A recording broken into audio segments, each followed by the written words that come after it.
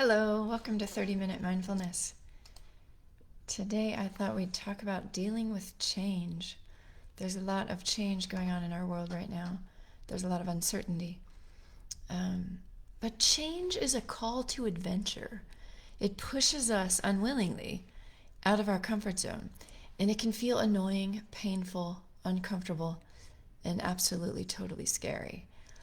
The abyss of the unknown is dark and lonely. It's not comfortable. But we can either resist it, kicking and fighting, or we can learn to ride the wave, to embrace the change, to rise to the challenge, to become changed by the fires of life. Alan Watts said, "The only way to make sense out of change is to plunge into it, to move with it, to join the dance." The primary reason that we resist change is because of fear. We're afraid of the unknown. We're afraid of what's to come. We're afraid of losing what we have. Yet, at the same time, we know that the only way to grow is through change. So we must let go of who we are to allow space for who we're becoming. This is incredibly hard and uncomfortable, but also necessary. It's the psychological equivalent of hurt so good. The so good part comes when you get to the other side. It hurts so good because we know through the fires we become brilliant. John Maxwell says, "Change is inevitable. Growth is optional." Do we choose brilliance, or do we choose to stay stuck in the muck of life? Change is our boot camp for developing resilience. It's our training ground to learn how to bounce back from challenging situations more quickly. Of course, boot camp is hard. It's supposed to be. You don't become a soldier because you went skipping through basic training. No, you became a soldier because you didn't think you were going to be able to do it. You didn't think you were going to make it, but you did. You persevered, you fought, you became resilient. It's through adversity that we see what we're really made of. We see what's really inside. It is through the grief that we find joy. It is through the betrayal that we finally understand love. It's through loss that we understand meaning. It's through the fire that we become brilliant. We don't find happiness in the same place we lost it. We find it on the other side of healing. C.S. Lewis said, "You can't go back and change the beginning, but you can start where you are and change the ending." Resilience allows us to see that the ending is not predetermined. It doesn't have to be what it always has been. Resilience allows us to regulate our emotions in the midst of crisis and change. It's through resilience that we begin to understand there's a choice.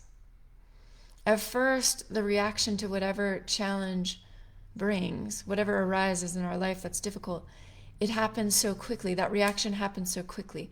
We're quick to anger. We're quick to be irritated. We're quick to digging our heels into the sand and saying, no, no, no. Those things happen so quick. We don't realize there's a choice in it because it's what we've always done. But as we practice resilience, as we move through this boot camp of life, we begin to develop a pause between the triggering event and the need to react. Then that pause is very, very, very powerful. The pause illuminates the choice. What do I want to see? The thing that's disrupting my normal life, my normal way of living, or the opportunity to grow and learn? It's hard. It's super, super, super hard to choose growth some of the time. And that's okay. It's okay if you don't choose growth right now or in this moment or some of the time. It matters that you see the choice. The key is slowing down the reaction to the point where we see and feel the flames as they start to ignite inside. That's why we meditate. We look at where we feel these sensations in our bodies. Feeling sensation in the body does two things. It grounds us in the present moment, so it stops us from telling that story over and over in our mind. And the second thing is it teaches us where this emotion lives in our body, what it feels like. Those feelings are cues that translate into information about what's going on inside of us throughout life. Emotions don't usually come out of nowhere. When they feel like they come out of nowhere, when they feel like they're a freight train just plowing through our life, it's because we're not aware of where those feelings started from. We're not aware of when they were ignited and the process that fueled them. In the movie The Peaceful Warrior, the teacher, his name was Socrates, but he said, the secret of change is to focus all of your energy not on fighting the old, but on building new.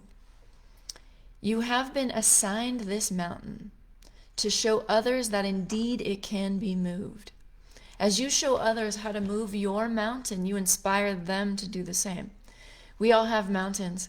In Greek mythology, Sisyphus, he's the guy that angered the gods, and they punished him to an eternity of futile labor. He had to roll up this huge boulder, this huge rock, up a mountain, only to get to the top and then have the boulder roll back down and then have to do it all over again. So this was his lot for eternity. So do we choose, like Sisyphus, to condemn ourselves to a life of futile labor, fighting against this mountain of change and discomfort? Or do we step up and move the mountain we are intended to move? Carl Jung says, to confront a person with her shadow is to show her her own light. It's through the darkness that we find what we're really made of. Lao Tzu, the Chinese philosopher, writes, when I let go of what I am, I become what I might be. When I let go of what I have, I receive what I need. All great change is preceded by chaos. It's not the chaos that we need to eliminate. That will come. But how do we become resilient through the chaos?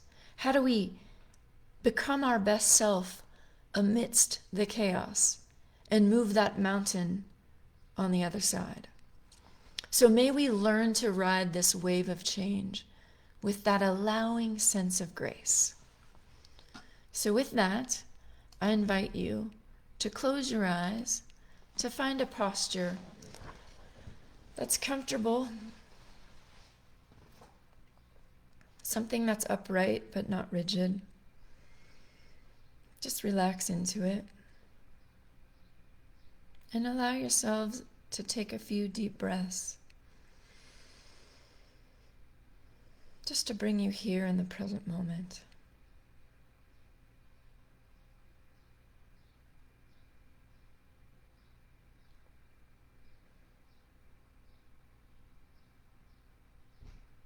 Find that natural rhythm of your breath.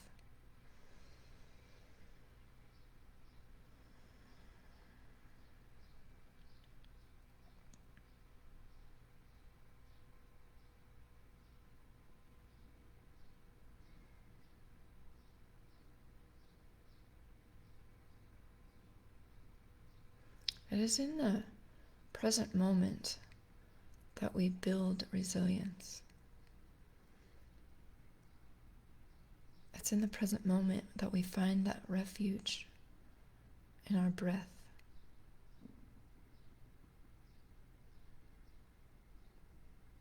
In the present moment, there's nothing else. There's nothing else. And this is your gift of well-being. Just for these few minutes, this is your gift for you.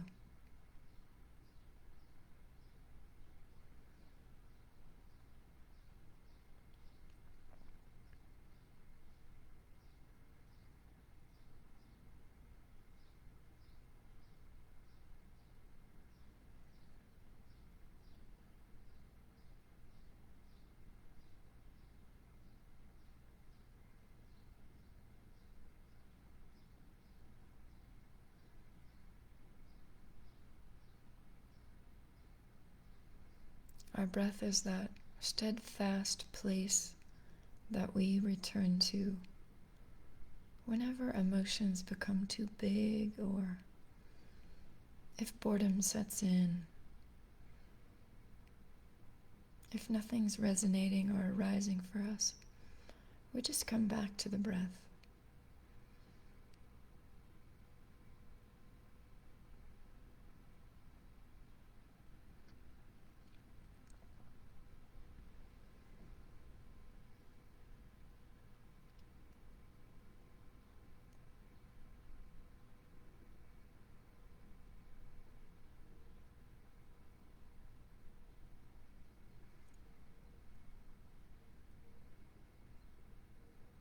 What challenges are present for you right now?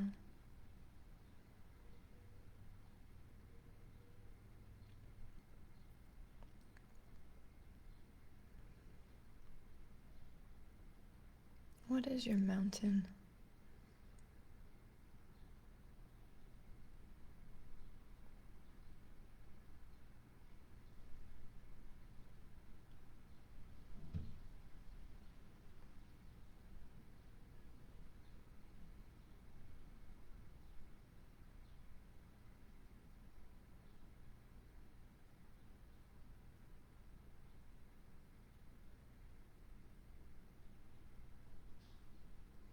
Do you experience any resistance or pushback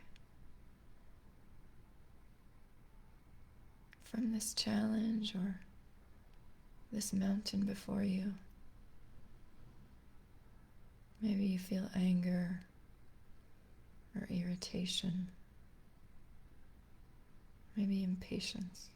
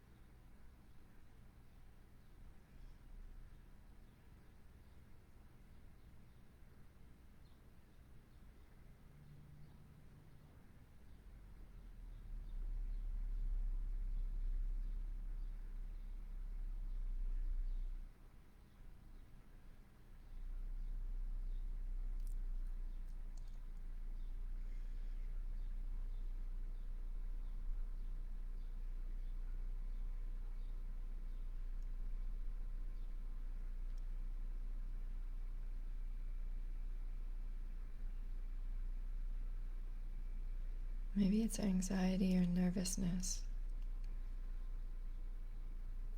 that arises. What is the resistance, the anger, the irritation, the anxiety? What is it afraid of seeing or experiencing or feeling? What's underneath that resistance or that pushback?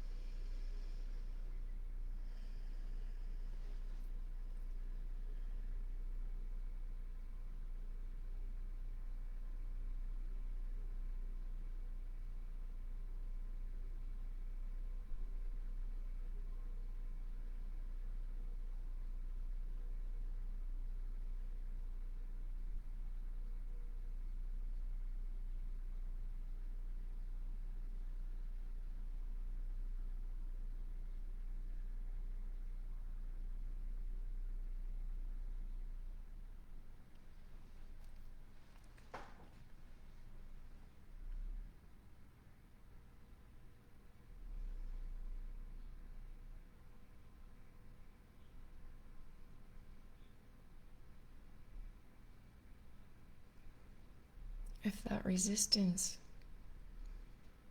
could talk, what would it say to you? What would it want you to know?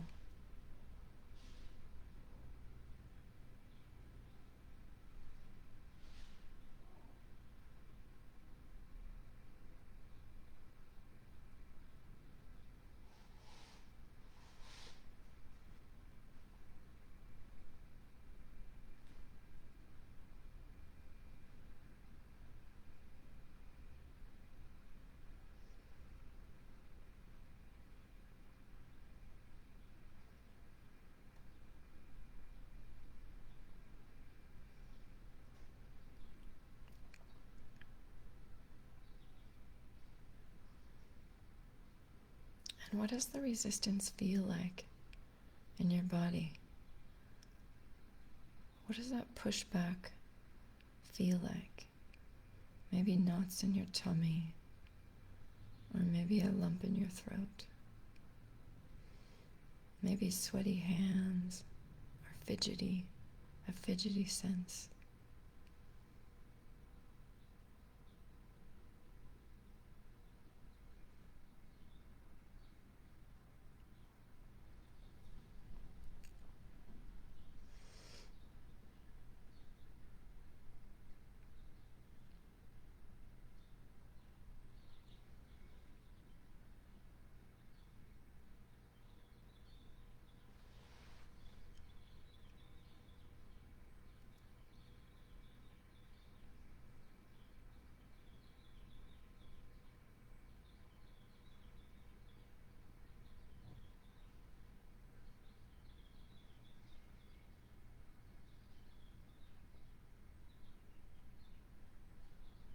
Do you hear any of the voices in your head saying things like, "You can't do it. I don't want to. This is awful. I'm never going to make it out of this. This is so annoying. These people are making my life so difficult." Do you hear any statements similar to that? These are the thoughts of resistance. These are the thoughts that keep us stuck. So right now, in this moment, is it possible to just push delete? Let those thoughts blow away like a wispy cloud on a windy spring day. Let them go.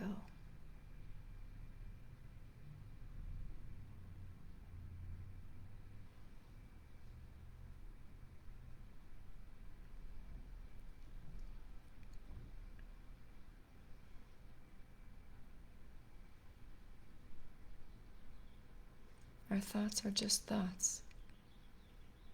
They're not who we are. They don't define our behavior. When we question our thoughts, we begin to see that they're not as real as they seem to be. They're not as true as they seem to be.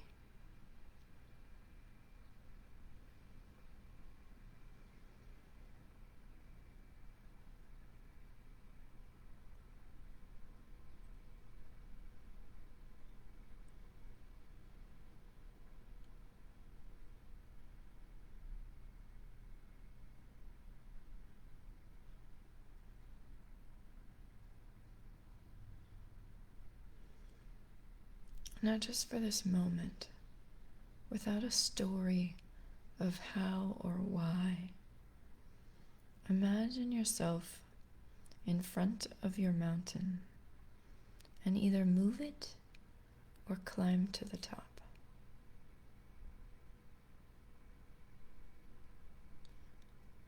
Feel the grit and the perseverance, the sweat and the hard work that arises from moving or climbing.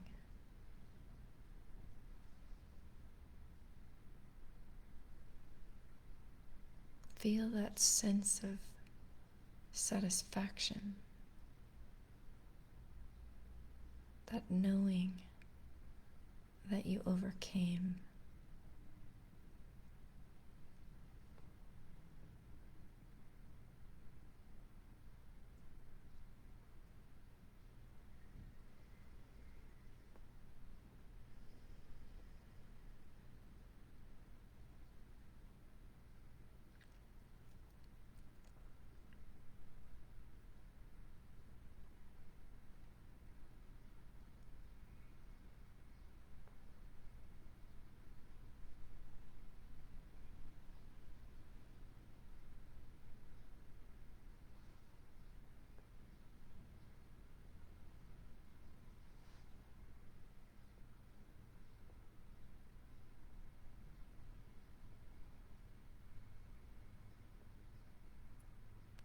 Really feel into what it feels like to overcome this challenge, to move that mountain, to climb to the top. See what it feels like to look through these eyes that now see this mountain as something manageable, something movable, something attainable. Feel that.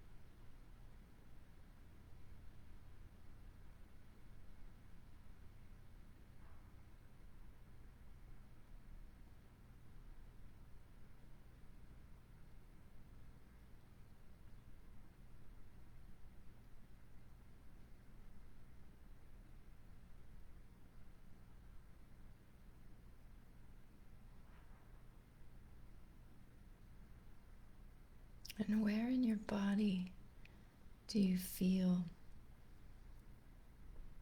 that sense of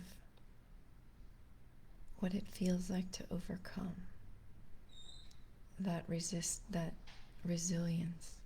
Where do you feel that in your body?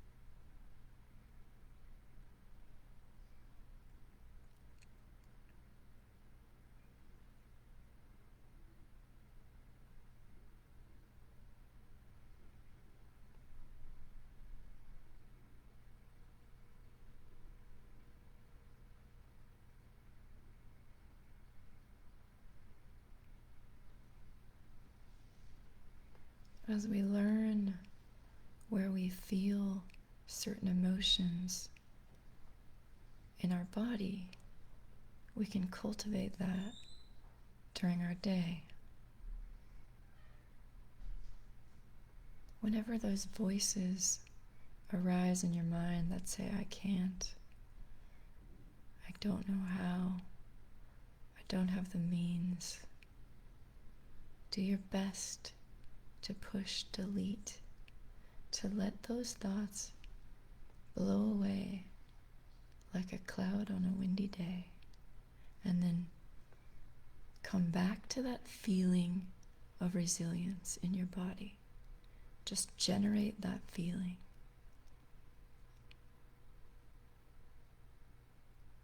You can do this. It may not be easy. It may be challenging in so many ways. You may not know exactly the next step, but you can do this, and you can figure out one step, one thing right now. That's it. Just the next step. That's all I need to see.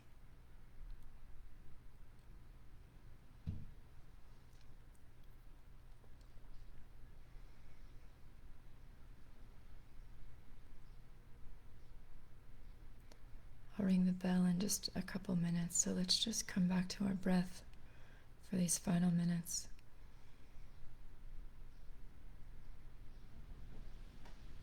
That steady flow of in and out.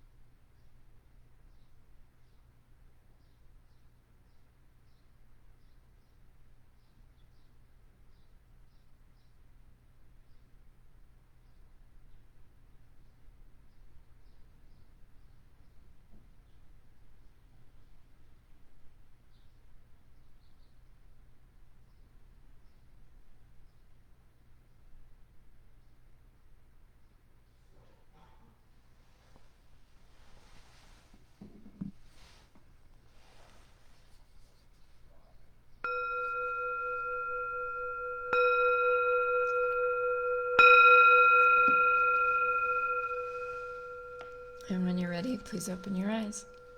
Thanks for being here today. As always, I love your comments and feedback. If you have anything you'd like me to teach a little talk on or do a meditation about, please send it to me. I'd love to incorporate that. Have a great day. See you tomorrow.